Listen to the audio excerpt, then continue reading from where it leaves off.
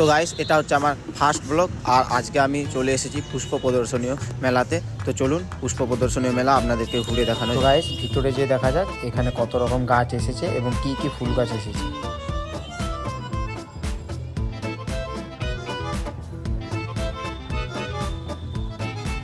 তো তোমরা দেখতে পাচ্ছ ভেতরে ঢোকার সাথে সাথে আমরা দেখতে পেলাম এই সাইডে কত রকম ফুল গাছ বিক্রির জন্য রাখা আছে।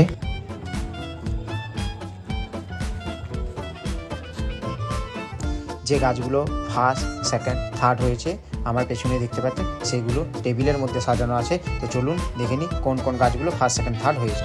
সো গাছগুলো দেখুন খুব সুন্দর এবং খুব ছোট্টভাবে এদেরকে তৈরি করা হয়েছে। তো ভাই, এত ছোট তেঁতুল গাছ হয় আমি আগে জানতাম না। দেখুন, এটা হচ্ছে একটা ছোট্ট তেঁতুল। তো চলো, এতক্ষণ গাছ দেখলাম, এবার আমরা ফুল দেখি। আমার পেছনে যতগুলো ফুল গাছ দেখতে পাচ্ছেন এগুলো সব থার্ড প্রাইজ হয়েছে। আর এত ছোট্ট একটা সফেদা গাছের মধ্যে এত সফেদা ধরেছে, দেখো তোমরা। একটা ছোট কমলা লেবু গাছ দেখো, খুব সুন্দর লাগছে দেখতে গাছগুলো। এই গাছগুলো সব ফার্স্ট হয়েছে। আর ভাই, এটা কি গাছ আমার জানা নেই, তোমরা যদি কেউ জানো অবশ্যই কমেন্ট করে জানাবে। গাছটা একটু পাতা। আর আমার পেছনে যে স্টেজটা দেখতে পাচ্ছ, এখানে প্রাইজ বিতরণ করা হবে।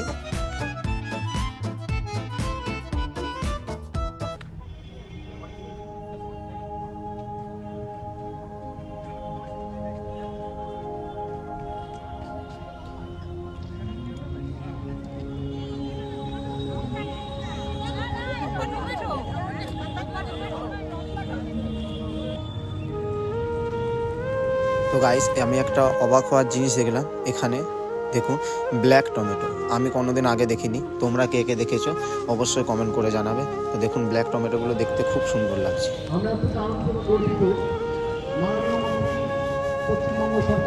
আর ফুলগুলো জাস্ট দেখো কত সুন্দর, দেখলেই মনে হয় বাড়ি নিয়ে চলে যায়।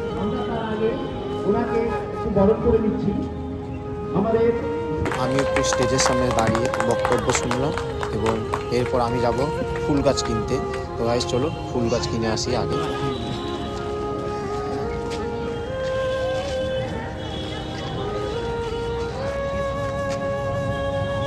তো এরপর আমি চলে এসেছি যেদিকে ফুল গাছ বিক্রি হয়।